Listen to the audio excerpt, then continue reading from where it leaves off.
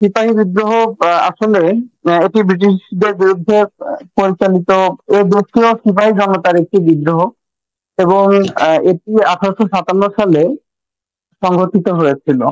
এটা একটা প্রেক্ষাপট আছে এবং কারণ আছে। কারণটা হচ্ছে যে যখন ব্রিটিশরা 1856 সালে এনফিল্ড নামক একটি রাইফেলের প্রবর্তন করেছিল। আমরা এখন যে রয়্যাল এনফিল্ড গাড়ি চালাচ্ছি, বাইক চালাবো বা চালাচ্ছি সেটি না। এনফিল্ড নামক একটি আহ, তাদের বন্দুক ছিল। এই বন্দুকে কার্তুজ ব্যবহার করা হতো। এই কার্তুজে এটি মুখ দিয়ে ছিঁড়ে এটি বন্দুকে ব্যবহার করতে হতো, ঢোকাতে হতো। এখন আহ, একটি কথা রটলো কি, যে কার্তুজে ব্রিটিশরা কি ব্যবহার করেছে, শূকর এবং গরুর চর্বি। আপনারা নিশ্চয় বুঝতে পারছেন, শূকর এবং গরুর চর্বি এটি দুটির সম্মিলিত ভাবে তারা এটি ব্যবহার করেছে। এই ঘটনা যখন আহ, ছড়িয়ে গেল সিপাহীদের মাঝে, তখন এ দেশীয় যে সিপাহীরা ছিল তাদের মনে একটি ধর্ম বিষয়ক একটি ভাব, বিদ্রোহী একটি ভাব, বিদ্বেষী একটি ভাব মনে দানা বাঁধতে লাগলো। এবং তারা এটিকে আসলে স্বাভাবিকভাবে নিতে পারলো না। এটা খুব স্বাভাবিক যে আমি আমার ধর্মে এই যে শুকর খাওয়াটাকে আমরা একেবারে হারাম বলি, হিন্দুরা যেমন গরু খাওয়াটাকে তাদের ধর্ম মতে একই রকম ভাবে নিষিদ্ধ। আহ, তো আসলে বিষয়টাকে আমরা স্বাভাবিকভাবে দেখি না। এ কারণে এই সিপাহী জনতা তারা তখন ব্রিটিশদের বিরুদ্ধে বিদ্রোহ করেছিল এবং প্রথম বিদ্রোহটি হয়েছিল ইন্ডিয়ার ব্যারাকপুরে। এবং এটি প্রায় 4 মাস ধরে 4 মাস ধরে চলে। আমি বিষয়টি লিখি, আপনারা একটু কাইন্ডলি লিখে নেন। ব্যারাকপুরে প্রথম এটি শুরু হয়েছিল এবং এই বিদ্রোহের নায়ক কে ছিলেন, বিদ্রোহের নেতৃত্ব দিয়েছিলেন মঙ্গল পান্ডে। মঙ্গল পান্ডে এটি একটি ইম্পর্টেন্ট নাম। আমাদের এই সিপাহী বিদ্রোহের আহ, কে নেতৃত্ব দিয়েছিলেন, এটি মঙ্গল পান্ডে। এটি কিন্তু ইম্পর্টেন্ট। এবং সিপাহী বিদ্রোহ কত সালে সংঘটিত হয়েছিল, এটি ইম্পর্টেন্ট। তাহলে আমাদের এখানে কয়টি বিষয় ইম্পর্টেন্ট আমরা দেখছি, 2 থেকে 3টি বিষয় ইম্পর্টেন্ট। প্রথমত, যে সিপাহী বিদ্রোহ কত সালে সংঘটিত হয়েছিল, এটির উত্তর হবে 1857 সালে। এবং আরো কি প্রশ্ন আসতে পারে এখানে, যে এই বিদ্রোহের নেতৃত্ব কে দিয়েছিল, অথবা যে সিপাহী বিদ্রোহে বিভিন্ন ভাবে আসলে প্রশ্ন হতে পারে যে এই বিদ্রোহে কি কারণে এই বিদ্রোহটি হয়েছিল। যদি এক কথা বলি, যে কোন, যদি বন্দুকের কথা বলা হয় যে বন্দুকটির নাম কি ছিল, তাহলে বলবো কি যে এনফিল্ড।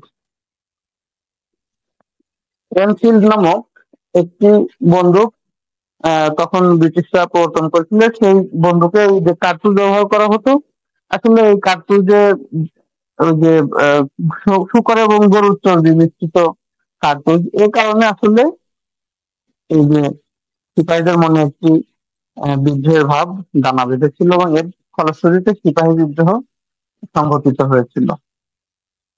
আপনাদের যদি এর বাইরেও কোনো প্রশ্ন থেকে থাকে, আসলে এটি আপনারা আমাদের কমেন্ট করে লিখে জানাবেন, তাহলে আমরা এটি মুছে দিচ্ছি। আমাদের ইম্পর্টেন্ট প্রশ্নগুলোর উত্তর আমরা পেয়ে গেছি এখানে।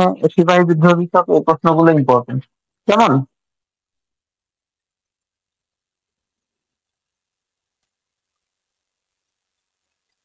তাহলে আমরা এখান থেকে প্রশ্ন আসলে পারবো তো, আশা করি। এর পরবর্তীতে আমাদের আরো একটি ইম্পর্টেন্ট বিষয় আছে, সেটি হচ্ছে নীল বিদ্রোহ। সিপাহী বিদ্রোহ, নীল বিদ্রোহ। নীল বিদ্রোহ আমরা অনেকেই আমাদের আশেপাশে আহ নীলকুঠি, আমরা জানি যে নীলকুঠি সম্পর্কে আমরা অনেকেই শুনে থাকবো বা অনেকেই দেখে থাকবো, যে ব্রিটিশরা যখন এই যে নীল চাষ শুরু করেছিল আমাদের এই ভারতীয় উপমহাদেশে, বিশেষ করে আমাদের পূর্ববঙ্গেও অনেক নীলকুঠি ছিল। আসলে নীল বিদ্রোহ বিষয়ে যদি বলি, যে ইংরেজরা অষ্টাদশ শতকের দিকে যখন ইংল্যান্ডে শিল্প বিপ্লব হয়, অষ্টাদশ শতকের শেষ দিকে, তখন এই যে কাপড়ের ব্যবসা, যদি আমরা সহজভাবে বলি, এটি খুব বিস্তৃত আকার ধারণ করে। তখন ইংরেজরা করে কি, এ দেশের কৃষকদের জমিতে এই বিভিন্ন কৃষিকাজ করা থেকে বিরত রেখে তারা করে কি, বাধ্যতামূলক ভাবে জোরপূর্বক নীল চাষে বাধ্য করে কৃষকদের। নীল চাষ করে আসলে কৃষকরা তেমন লাভবান হতো না। আসলে দেশীয় কিছু স্থানীয় প্রভাবশালী ব্যক্তিরা লাভবান হয়েছিল, এবং যারা জমিদার শ্রেণী ছিল তারা লাভবান হয়েছিল। তাহলে এই যে নীল চাষে, নীল এক প্রকার গাছ, এই গাছ থেকে আসলে রং প্রস্তুত করা হতো বিভিন্ন প্রক্রিয়ার মাধ্যমে। এই যে নীল বিদ্রোহ হয়, কেন হয়? কারণ হচ্ছে কৃষকদের জমিগুলো ব্রিটিশরা জোরপূর্বক তাদেরকে নীল চাষে বাধ্য করে। এর বিরোধিতা করতে গিয়ে 1859 সালে 1859 সালে নীল বিদ্রোহের সূচনা ঘটে, এবং এই বিদ্রোহ 1862 সাল পর্যন্ত চলে। এখন যখন বিভিন্নভাবে বিদ্রোহের সূত্রপাত হয়, তখন ইংরেজরা করে কি, একটি নীল কমিশন গঠন করে। এই নীল কমিশন একটি রিপোর্ট প্রদান করে, তারা সরেজমিনে গিয়ে বিভিন্ন বিষয় তদারকি করে, এবং এর ফলশ্রুতিতে একটি রিপোর্ট প্রদান করে ইংরেজ সরকারের কাছে। এবং এরপরে আসলে একটি কমিশন করে, আইন করে, এই পরে এই নীল চাষ থেকে কৃষকরা মুক্তি পায়। আসলে ইংরেজরা পরবর্তীতে এই কমিশনের মাধ্যমে আইন করে নীল চাষ পরে বন্ধ হয়ে যায়। তো এই যে এই কয়েক বছর ধরে দেশের কৃষক শ্রেণী নিষ্পেষিত হয়েছিল ইংরেজদের দ্বারা, এবং তারা বিদ্রোহ করে এর থেকে মুক্তি লাভ করে। এবং এই সময়ে আহ, ব্রিটিশরা করে কি, বিভিন্ন জায়গায় নীল কুঠি স্থাপন করে, এবং এই কুঠিতে বিভিন্ন অত্যাচারের অনেক কাহিনী রয়েছে। যারা যেসব কৃষকরা নীল চাষ করতে চাইতো না, জমি দিতে চাইতো না, তাদেরকে নীলকুঠিতে ধরে এনে অমানসিক নির্যাতন করা হতো।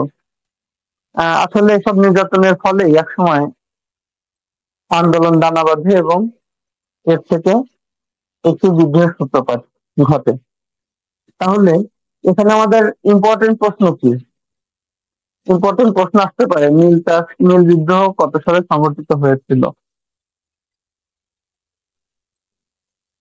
এবং এই যে ইংল্যান্ডের শিল্প বিপ্লবের ফলে এই নীল চাষ শুরু হয়েছিল আমাদের এই ভারতীয় উপমহাদেশে, এবং 1862 সালের শেষ হয়।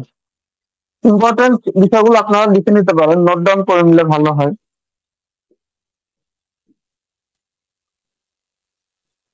এরপরে আমরা আসি খেলাফত আন্দোলন। আমাদের আরেকটি টপিক আছে খেলাফত আন্দোলন। খেলাফত আন্দোলন বলতে আসলে এই যে তুরস্কের আহ যারা খলিফা ছিলেন, তাদেরকে ভারতীয় উপমহাদেশের মুসলমানরা অনেক মান্য করতেন। এখন প্রথম বিশ্বযুদ্ধের সময়ে আমরা জানি সমগ্র বিশ্ব দুটি ভাগে ভাগ হয়ে গেছিল, অক্ষ শক্তি, মিত্র শক্তি। এখন এই যে আমি একটু লিখে রাখি খেলাফত আন্দোলন।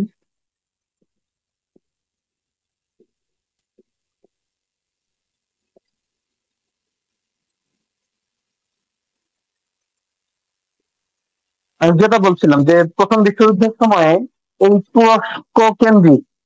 তুরস্কের ব্রিটিশরা করে কি, প্রথমত এই যে এই উপমহাদেশের মুসলমানদেরকে তারা আশ্বস্ত করে যে তুরস্কের খলিফাদের বা খিলাফতের কোনো আহ, তারা কোনো ক্ষতি হতে দেবে না। আসলে পরবর্তীতে তারা সেই কথাটি রাখেনি, এবং দেখা যায় কি যে প্রথম বিশ্বযুদ্ধের সময়ে তুরস্ককে বিভিন্ন ভাবে তারা আহ, আঘাত করে তুরস্কের বহু ক্ষতি সাধিত করে, যা এই দেশীয় ভারতীয় উপমহাদেশের মুসলমানদের মনে একটি গভীর ক্ষতের সৃষ্টি করে, এবং তারা ব্রিটিশদের বিরুদ্ধে তারা একটি নেগেটিভ মানসিকতা, আমি বলবো যে নেগেটিভ মন মানসিকতা পোষণ করে, যে তারা আসলে কথা দিয়েও কথা রাখেনি, এমন একটি ব্যাপার। এবং এই সময়ে এদেশীয় মুসলমানরা এদেশীয় মুসলমানরা মাওলানা মোহাম্মদ আলী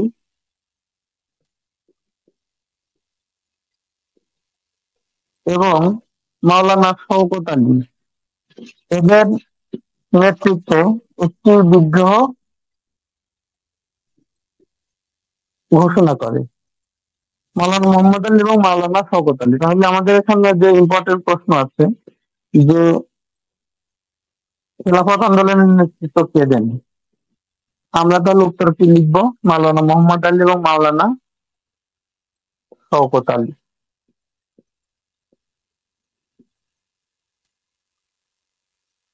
তাহলে আরেকটি ইম্পর্টেন্ট প্রশ্ন আছে যে এই খেলাফত আন্দোলন কত সালে অনুষ্ঠিত হয়েছিল? এটি 1919 সালে অনুষ্ঠিত হয়েছিল খেলাফত আন্দোলন। আশা করছি বিষয়টি ক্লিয়ার।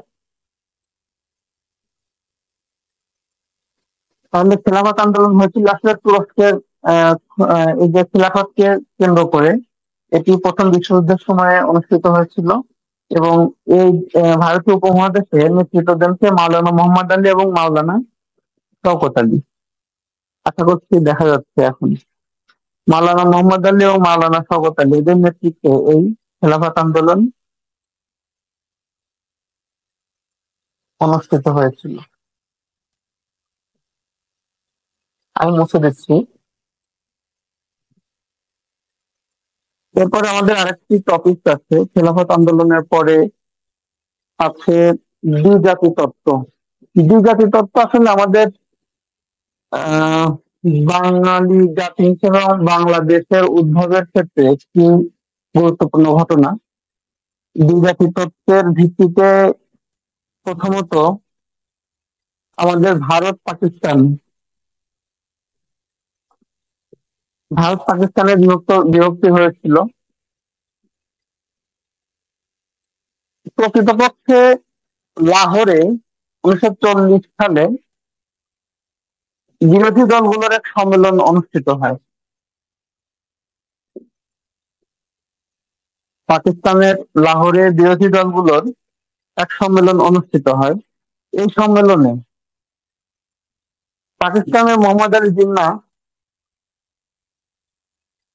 কিছু তত্ত্বের অবতারণা করেন। তিনি বলেন যে এই যে ভারতীয় উপমহাদেশে মুসলিম সংখ্যাগরিষ্ঠ যে অঞ্চলগুলো আছে, এই অঞ্চলগুলোকে নিয়ে পৃথক রাষ্ট্র গঠন করতে হবে। আবার আমাদের তখন মানে এই পূর্ববঙ্গ বা এই পূর্ববঙ্গের যে পূর্ববঙ্গ আসামের প্রধানমন্ত্রী ছিলেন নাকি ফজলুল হক। 1940 সালে তিনি এই সম্মেলনে যোগ দিয়েছিলেন। তো আসলে বলা হয়েছিল যে মুসলমান সংখ্যাগরিষ্ঠ অঞ্চল নিয়ে দুটি একটি রাষ্ট্র সৃষ্টি হবে, পাকিস্তান এবং হিন্দুদের নিয়ে ভারত। এখন দেখা গেল যে পাকিস্তান, আপনারা তো সবাই ম্যাপ সম্পর্কে আশা করি ধারণা আছে, যে পাকিস্তান একটি রাষ্ট্র হয়েছিল সে সময় 1947 সালে যখন দেশ বিভক্ত হয়। অর্থাৎ ভারত উপমহাদেশ 1947 সালে 14 এবং 15 আগস্ট দুটি স্বাধীন দেশের উদ্ভব ঘটে। দেখা গেল পাকিস্তানের যে অংশ সেটির মাঝখানে আবার ভারত, এবং ভারত পাকিস্তানের দুই অংশের মাঝে বিশাল একটি পার্থক্য, বিশাল একটি ফারাক রয়েছে, এবং মাঝখানে হচ্ছে ভারত অবস্থিত। এই জন্য এই যে আমাদের যে বাংলাদেশের যে স্বাধীনতা, এই যে বিভিন্ন ভাবে পাকিস্তান তো আমাদের উপরে আসলে নিষ্পেষণ চালিয়েছিল, বিভিন্ন ভাবে আমরা বৈষম্যের শিকার হয়েছিলাম। এই এটি শুরু হয়েছিল সে 1940 সালের এই যে লাহোর প্রস্তাবের ভিত্তিতে। 1940 সালে লাহোরে যে একটি সম্মেলন হয়েছিল, সেখানে এই যে দ্বিজাতি তত্ত্বের অবতারণা করেছিলেন মোহাম্মদ আলী জিন্নাহ। এর ফলে পূর্ববঙ্গ ও আসাম নিয়ে একটি রাষ্ট্র হওয়ার কথা ছিল, যেটি আমাদের একে ফজলুল হক তিনি এর প্রস্তাবনা দিয়েছিলেন। যদি সেটি হতো তাহলে আজকে আমাদের এই বাংলাদেশ কিন্তু আরো অনেক বড় বড় আমরা আয়তন পেতাম। এখন আমরা যে ছোট আয়তন পাচ্ছি, এবং আসলে যে মানচিত্র করা হয়েছে সেটা আমাদের জন্য খুবই দুর্ভাগ্যের। নইলে অনেক সুন্দর একটি মানচিত্র অঙ্কন করা সম্ভব হতো, যেটি তখন করা হয়নি। তাহলে আমরা সেখানে ভারত এবং পাকিস্তানের বিভক্তি দেখি দ্বিজাতি তত্ত্বের ভিত্তিতে।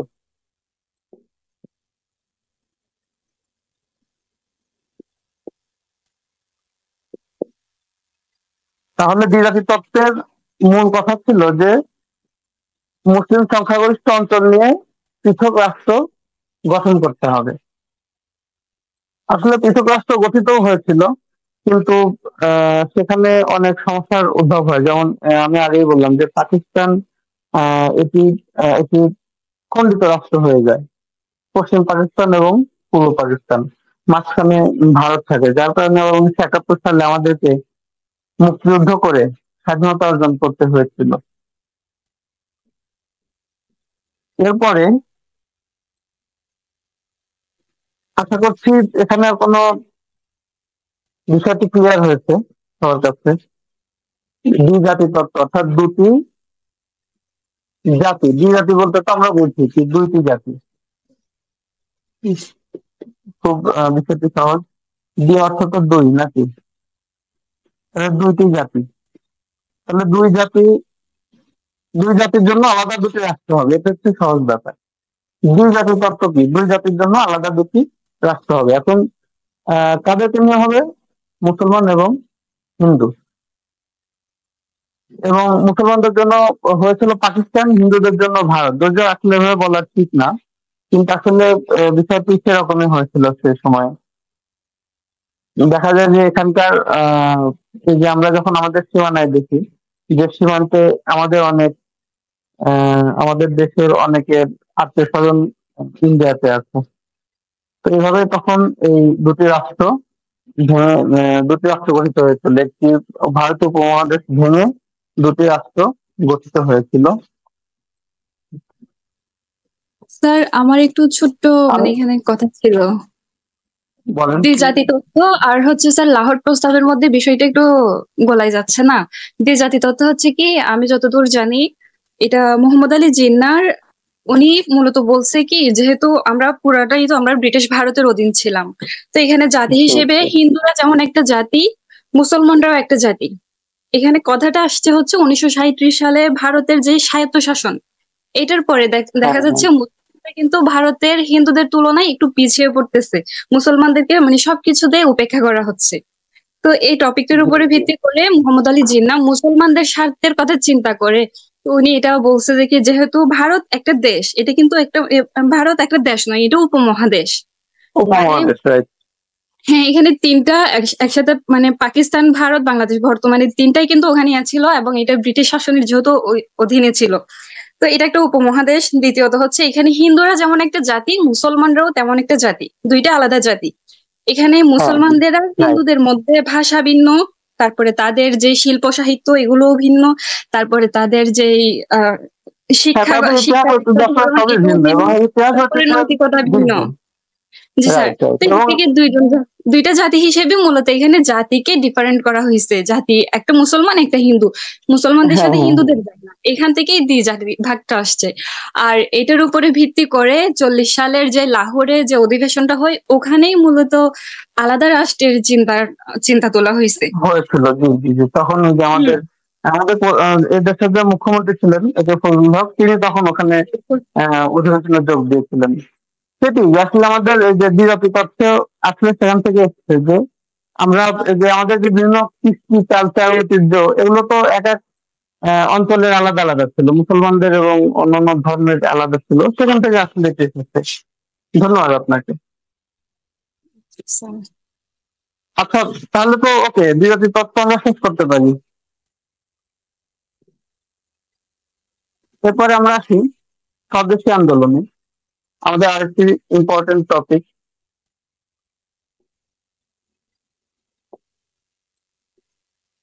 স্বদেশী আন্দোলন।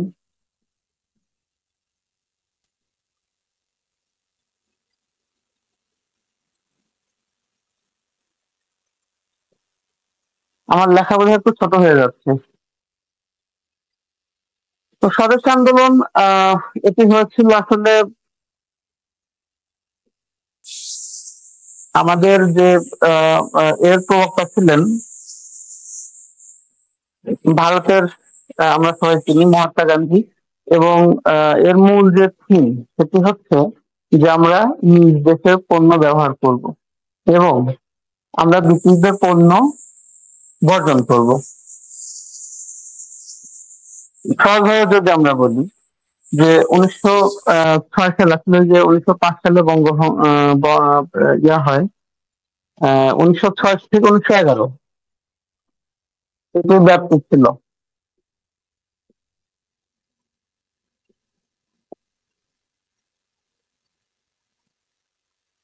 বঙ্গভঙ্গের পরে 1906 থেকে 1911 সাল ব্যাপী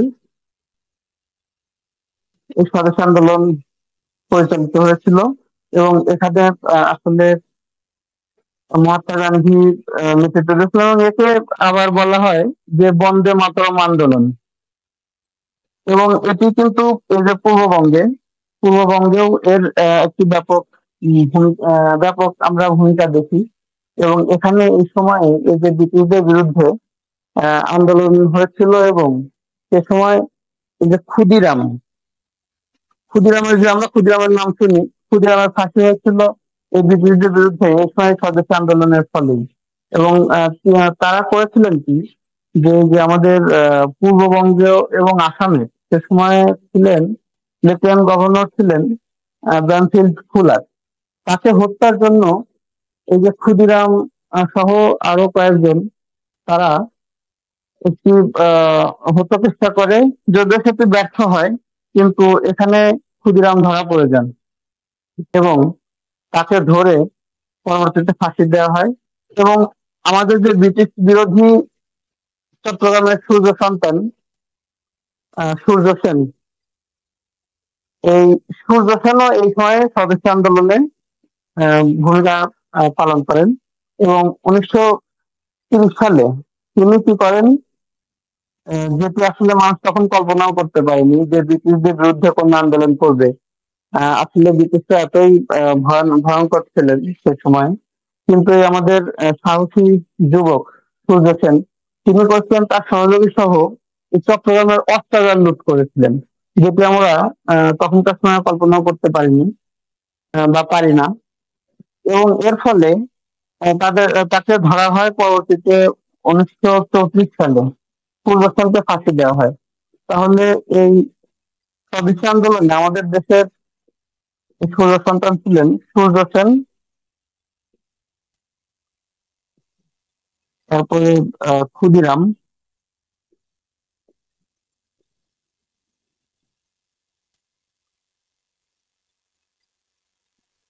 এটি দুটি ইম্পর্টেন্ট নাম। আর এই যে স্বদেশী আন্দোলন পরিচালিত হয়েছিল 1906 থেকে 1911 সালে শেষ হয়। এখানে আর কোনো বিষয়ে কোনো কনফিউশন আছে?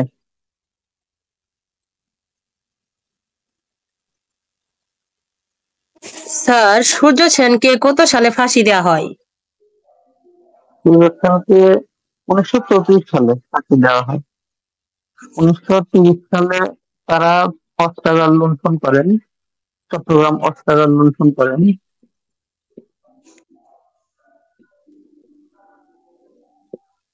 এবং তাদেরকে 1934 সালে সূর্যসেনকে ফাঁসি দেওয়া হয়। তাহলে ফাঁসি হয় 1934-এ, আর তিনি অস্ত্রাগার লুণ্ঠন করেন 1930 সালে। এই সময় আবার ছিল আমাদের যে প্রীতিলতা ওয়াদ্দেদার, তিনি 1932 সালে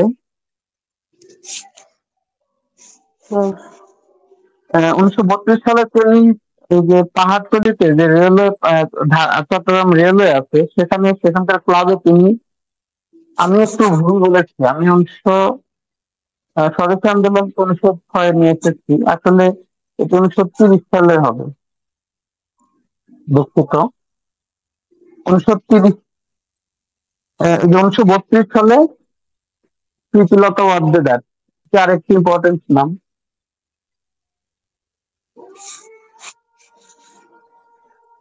প্রীতিলতা প্রীতিলতা ওয়াদ্দেদার, দেখা যাচ্ছে কিনা? তাহলে এখানে 3টি ইম্পর্টেন্ট নাম আছে: সূর্য সেন, ক্ষুদিরাম এবং প্রীতিলতা ওয়াদ্দেদার। সূর্য সেনকে ফাঁসি দেওয়া হয়েছে 1934 সালে। সবচেয়ে ইম্পর্টেন্ট একটি প্রশ্ন যে সূর্য সেনকে কত সালে ফাঁসি দেওয়া হয়, সেটি হবে 1934 সাল। আবার আরেকটি প্রশ্ন আছে যে সূর্য সেন কত সালে অস্ত্রাগার লুণ্ঠন করেন। চট্টগ্রাম অস্ত্রাগার লুণ্ঠন করেন 1930 সালে। আরেকটি প্রশ্ন আছে, আপনারা লিখে নিতে পারেন, যে প্রীতিলতা ওয়াদ্দেদার কবে এই যে পাহাড়তলী চট্টগ্রামের রেলওয়ে ক্লাবে আক্রমণ করেন? 1932 সালে। আমি কি খুব দ্রুত যাচ্ছি?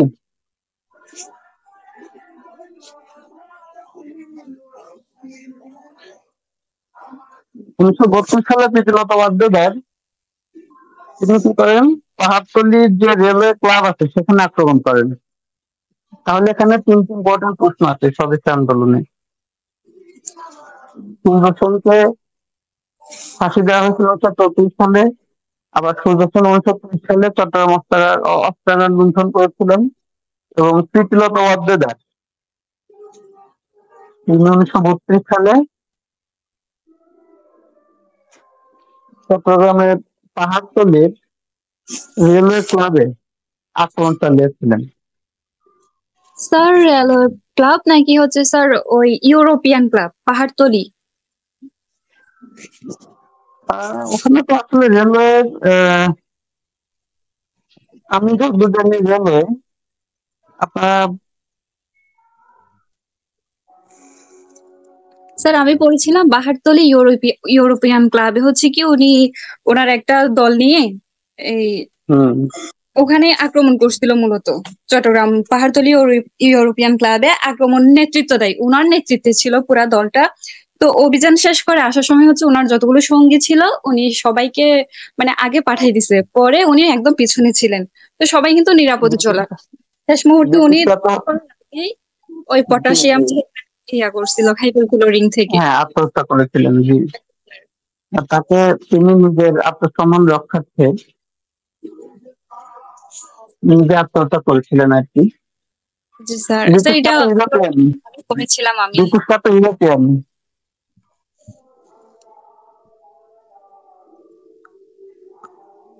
ওকে, আমরা এখানে খুব ইম্পর্টেন্ট কয়েকটি প্রশ্ন পেয়ে গিয়েছি।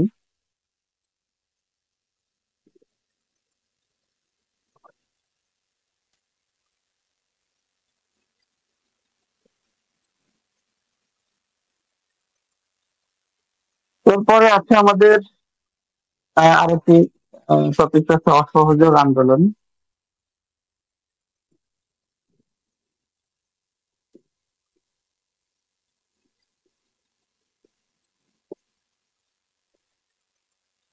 অসহযোগ আন্দোলন আমরা কতক্ষণ কন্টিনিউ করব? আচ্ছা, আমরা এগিয়ে যাই। অসহযোগ আন্দোলন ব্রিটিশদের বিরুদ্ধে পরিচালিত আরেকটি ইম্পর্টেন্ট আন্দোলন, যেটি জনক ছিলেন মহাত্মা গান্ধী। এটি আসলে যে তখন রাওলাট আইন বাতিল এবং জালিয়ানওয়ালাবাগের হত্যাকাণ্ডের প্রতিবাদে 1920 সালে মহাত্মা গান্ধীর নেতৃত্বে এই আন্দোলনটি পরিচালিত হয়েছিল।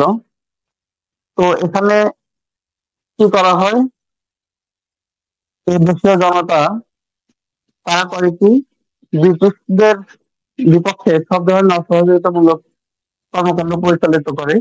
তারা অফিস আদালত বর্জন করে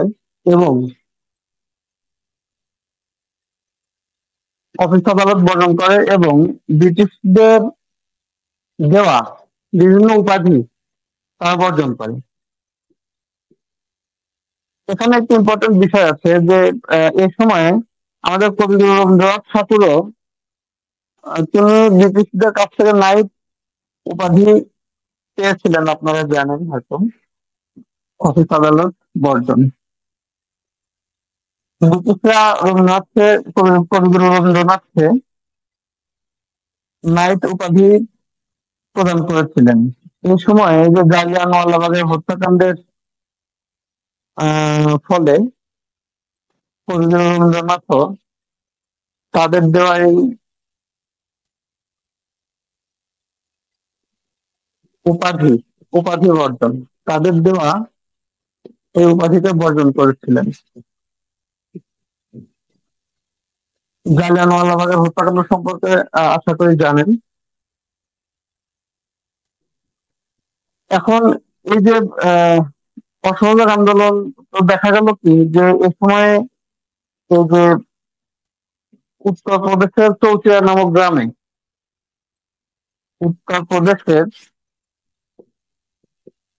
নামক গ্রামে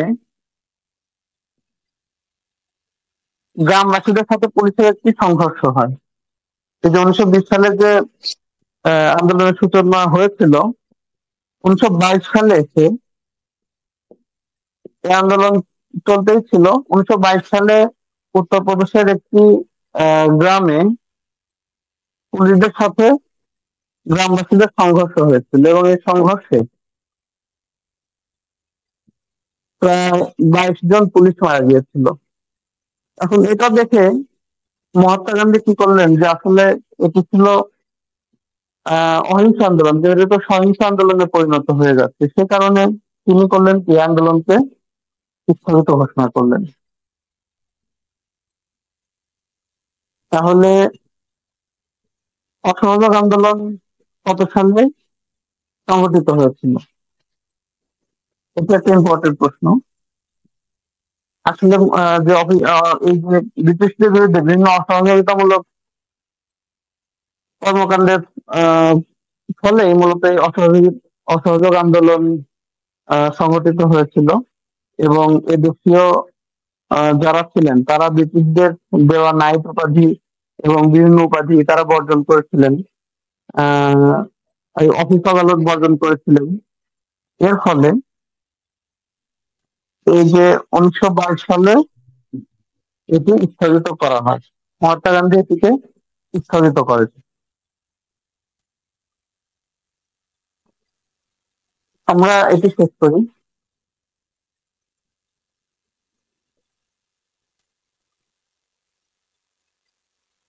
এরপর আছে ভারত শাসন আইন। ভারত শাসন আইনে ইম্পর্টেন্ট একটি প্রশ্ন হচ্ছে যে ভারত শাসন আইন কত সালে হয়েছিল? আসলে তো 1935 সালে হয়েছিল।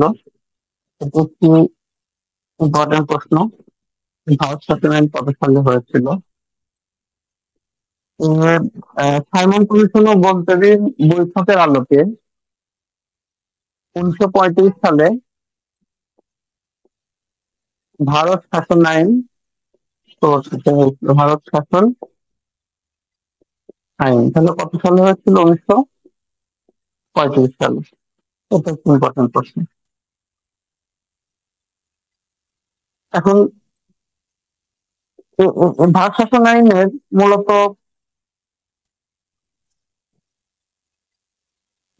উদ্দেশ্য ছিল যে যুক্তরাষ্ট্রীয় সরকার পদ্ধতি প্রবর্তন এবং প্রদেশগুলোর প্রাদেশিক স্বায়ত্তশাসন। যুক্তরাষ্ট্রীয় সরকার পদ্ধতি এবং প্রদেশগুলোর স্বায়ত্তশাসন।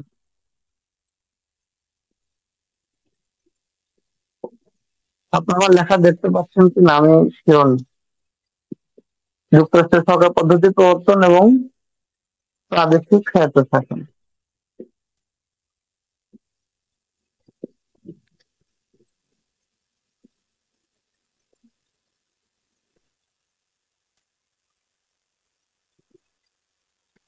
তাহলে আমাদের আজকের টপিক গুলো মোটামুটি আমরা আলোচনা শেষ পর্যায়ে চলে এসেছি।